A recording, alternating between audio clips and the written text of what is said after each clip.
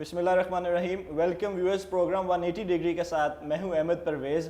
ہماری آج کی مہمان ہے leading human rights activist Miss Hina Jilani صاحبہ. آئیے ان سے بات کرتے ہیں. السلام علیکم جی madam. Welcome to the show. Thank you. Madam when we say human rights, اس سے ہمارا مطلب کیا ہوتا ہے؟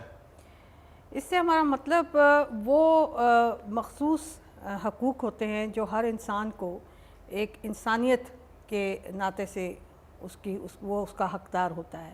اس میں کسی جینڈر کی وجہ سے یا کسی نیشنلٹی، کسی ریلیجن، کسی کاسٹ اور کریڈ کا وہ بنیاد نہیں ہوتی.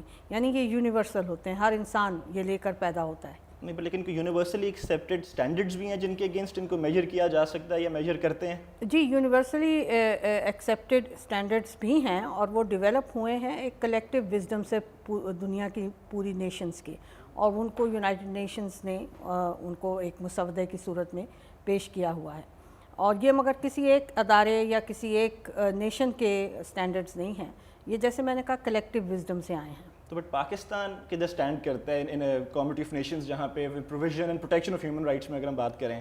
پاکستان نہ صرف کمیونٹی آف نیشنز کا ایک حصہ ہے، پاکستان ہمیشہ سے یونائٹڈ نیشنز کو ایکسیپٹ کرتا رہا ہے. آپ کو معلوم ہوگا جب یونائٹڈ نیشنز وجود میں آئی تھی تب فاؤنڈنگ جو ہمارے فادر تھے قائد اعظم محمد علی جناح صاحب، he was the first one to acknowledge اس کی نیسیسٹی ایسی انسٹیٹیوشن کی، اور اس کی جو ایک افادیت ہے ہر نیشن کے لیے اس کو ایکنالج انہوں نے کیا. پاکستان اس کا ایک حصہ ہے. پاکستان ہیومن رائٹس کاؤنسل جو یونائٹڈ نیشنز کا ہیومن رائٹس ادارہ ہے اس کا بھی ایک ممبر ہے اور بڑی عرصے سے رہا ہے. اور میں سمجھتی ہوں کہ اس میں کوئی قباحت نہیں ہے یہ کہنے میں کہ پاکستان ان چیزوں کو ایکسیپٹ کرتا ہے. پاکستان نے بہت سے انٹرنیشنل سٹینڈرڈز جو ہیں اور انٹرنیشنل انسٹرومنٹس جو ہیں ان کو ریٹیفائی بھی کیا ہوا ہے.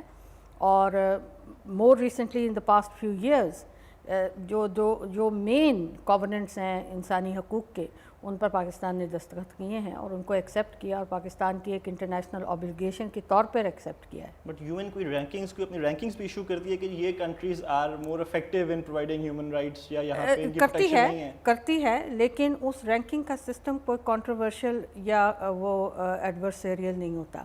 اس کا یہ مقصد ہوتا ہے کہ یہاں پر آپ کی شارٹ کمنگز ہیں، آپ ان کو پورا کریں.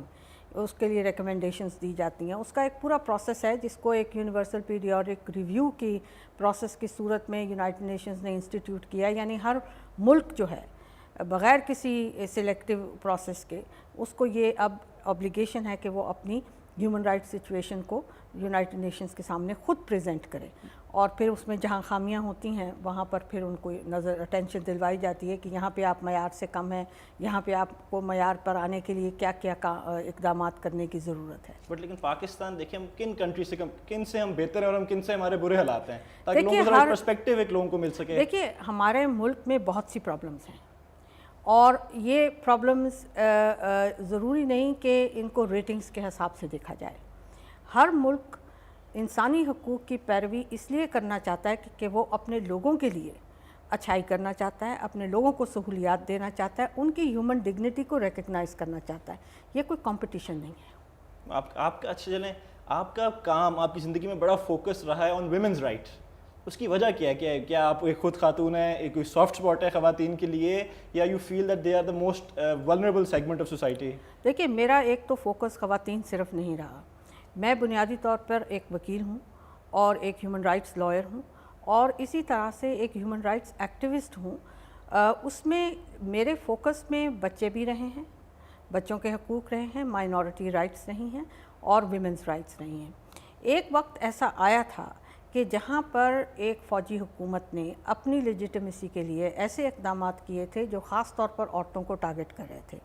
تو ظاہر ہے کہ پرائیورٹی فوکس پھر وہ پرٹیکولر کیٹیگری آف سٹیزنز ہو گئی جن کے حقوق جو ہیں وہ انڈر تھریٹ تھے. اور اسی وقت ایسا موقع تھا کہ میں ایک لائر بھی تھی، اور ان قوانین جن کے ذریعے سے یہ اقدامات لیے جا رہے تھے وہ میرے پروفیشنل ایمبٹ میں بھی آتے تھے. تو ظاہر ہے کہ فوکس خواتین پر رہا. ویسے بھی میں سمجھتی ہوں کہ بہت سے ایسے معاشرے ہیں پاکستان سمیت جہاں پر خواتین کے حوالے سے جہاں ایکوالٹی اور نان ڈسکریمنیشن کا ایک بنیادی حق ہے اس کو اگنور کیا جاتا ہے. پاکستان میں سوشلی ایک پرابلم ہمیشہ رہی ہے. لیکن ہمیشہ یہ کوشش رہی کہ قوانین کے ذریعے سے ان سوشل پرابلمس کو حل کیا جا سکے اور عورتوں کے سٹیٹس کو اس کی صحیح جگہ پر لایا جا سکے۔ 1980 کے دہائی میں خاص طور پہ ضیاء الحق کے دور کے دوران ایک سیاسی وجہ کی بنیاد پر استعمال کیا گیا ریلیجن کو اور ری انفورس کیا گیا قوانین کے ذریعے سے ان غلط پریکٹسز کو جن کے لیے جو سوشل ایکٹیوسٹ سے ان کی ایلیمینیشن کے لیے کام کرتے رہے ہیں پاکستان بننے سے پہلے بھی۔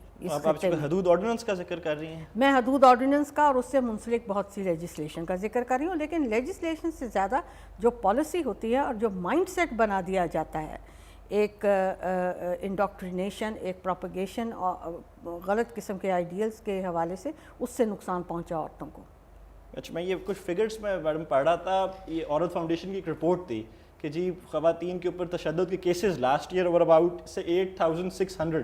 تو بہت سے لوگ کہتے ہیں کہ this is only the tip of the iceberg and یہ ایکوریٹ فگرز نہیں ہیں بیکاز بہت سے کیسز رپورٹ نہیں ہوتے۔ آپ کے خیال میں کیا یہ ایکوریٹ ہیں فگرز؟ ہاں، اٹس کوائٹ پاسبل کہ یہ ٹپ آف دی آئس برگ ہو، یہ رپورٹڈ فگرز ہیں، اور میرا نہیں خیال کہ عورت فاؤنڈیشن نے کبھی یہ کلیم کیا ہوگا کہ یہ ٹوٹیلٹی ہے۔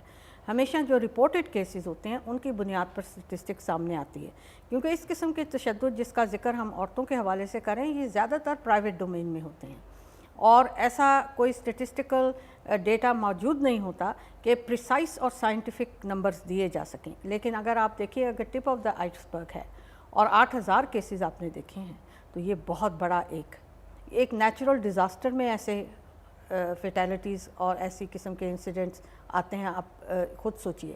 یعنی پاکستان میں عورتوں کے حوالے سے جو ٹپ آف دی آئس برگ ہے وہ بھی انڈیکیٹ کر رہا ہے کہ یہ ایک ڈیزاسٹر صورتحال ہے۔ آپ کے خیال میں ایکچوئل فگرز کہاں تک ہوں گے؟ اگر کوئی گیس آپ کو کہے کہ جی کوئی گیس کریں آپ۔ اگین میں گیس نہیں کرنا چاہتی، میں صرف آپ کو ایک چیز کا حوالہ دیتی ہوں کہ 1981 میں ہم نے ایک سروے کیا تھا ان خواتین کا جو جیلوں میں تھیں، اور ان سے ہم نے ایک بات پوچھی تھی کہ آپ جب اس کرمنل جسٹس پروسیس کے اندر آئیں، یعنی آپ اریسٹ ہوئیں، آپ پر کوئی الزام لگا اور جس مرحلے سے آپ گزریں اس مرحلے میں آپ کے ساتھ کیا ٹریٹمنٹ ہوئی۔ 82% of the women reported violence of some degree, either torture after arrest. اس میں پولیس کے جو حراست تھی اس میں زیادہ تر لوگوں کا یہ تھا کہ ہمیں ٹارچر کیا گیا ہے یا کسی قسم کی وائلنس، کسی ڈگری کی وائلنس جو ہے اس سے وہ ایکسپیرینس انہوں نے کیا تھا۔ تو آپ دیکھ لیجئے کہ یہ تو ایک بہت مسئلہ گھمبیر تھا اس زمانے میں، اس قانون کے حوالے سے جو ایکچولی جس نے عورتوں کی پاپولیشن جو ہے پریزنز میں وہ انکریز کی اور عورتوں کی جو کرمنل جسٹس پروسیس کے ساتھ ان کی جو اس کے اندر آنے کی اس کی انٹری جو تھی وہ اس قانون کی وجہ سے ہوئی۔ تو یہ جو تشدد عورتوں کے خلاف ہے اس کی ایک بہت، جس کو کہتے ہیں نا چھپی ہوئی صورت بھی ہمیں نظر آتی ہے، اور وہ ہے پرائیویٹ سیکٹر میں، جس کو آپ ڈومیسٹک وائلنس کہتے ہیں۔ میں اپنے 30 سال کے تجربے سے، جس میں میں خواتین جو اس تشدد سے گزرتی ہیں ان کے لیگل کیسز بھی کرتی رہی ہیں، اور آپ کو شاید معلوم ہو کہ ایک شیلٹر ہے خواتین کے لیے جو ہم چلاتے ہیں جس کا نام دستک ہے، اس میں عورتوں کی تعداد تقریباً 6000 عورت پچھلے 20 سال میں آ چکی ہے۔ اس ایکسپیرینس کے حوالے سے میں یہ کہہ سکتی ہوں کہ ڈومیسٹک وائلنس کا انسیڈنس جو ہے وہ آلموسٹ یونیورسل ہے۔ اس میں عورت کس کلاس کی ہے، سوشل اکنامک، عورت کی کیا ایجوکیشنل بیک گراؤنڈ ہے، اس کی کیا عمر ہے، اس سے کوئی فرق نہیں پڑتا۔ These are universal, یہ ایک problem ہے کہ all over the world. Let us say almost a universal problem. Because this program یہ بڑے ہمارے عام آدمی کے لیے ہے، ان کو سمجھانے کے لیے کیا انسیڈنٹ کوالیفائی کرتا ہے ایک تشدد کا انسیڈنٹ کے طور پہ، ان فگرز کو سمجھنے کے لیے کہ what qualifies as domestic violence؟ دیکھیے جسمانی یہ خالی جسمانی ہی ہوتی ہے اور مینٹل جو ایک ٹارچر ہوتا ہے وہ ایک مستقل ایک شخص کو کسی طور سے ایسی تکلیف پہنچانا اپنی الفاظ کے ذریعے سے، الزامات کے ذریعے سے، کسی طریقے سے کہ اس کو آپ کانسٹنٹلی ایک سٹریس میں رکھیں، یہ مینٹل ٹارچر بھی ہوتا ہے جو جسٹیفائڈ نہیں ہوتا۔